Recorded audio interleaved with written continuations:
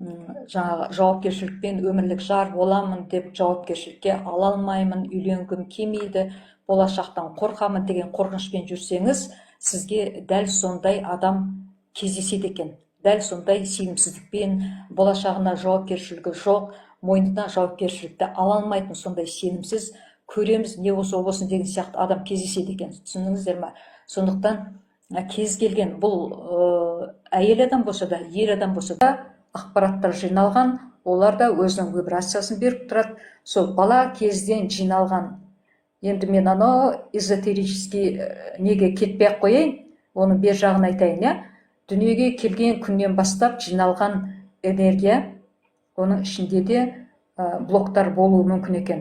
Қандай да бір кішкентай кезде үлкен адамға ренжігені, бір қараусыз қалғаны, немесе біреудің қабағын шытып, қандай да бір мен айтып отырғаным, кішкене кешеуілдетіп, пісіп толып жетіп, міне 20-дан 25-тен асып отырған, я болмаса міне 50-ден асып жүрген азаматтар болса, 35-40-қа жетіп отқан азаматтар болса, жаңағы мен өмірлік жар сүюге, бақытты болуға, өз махаббатымды табуға дайынмын, бірақ әлі адамымды кездестіре алмай жүрмін деген сияқты, өз қалауым әлі алдымнан келген жоқ, өзімнің лайықты адамымды көрген жоқпын деген сияқты, бір өзінің ішінде, жүрегінде бір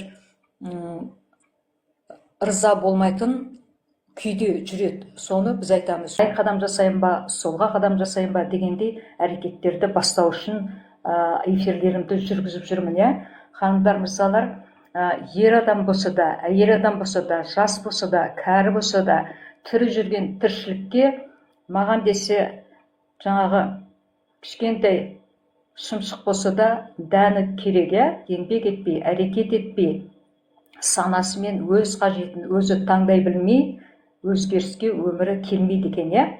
Сондықтан энергиямыз біздің жоғары болу үшін, біздің ішіміздегі ешқандай ауыртпалықтарды қалдырмау үшін мен эфирлерімді жүргізіп жүрмін.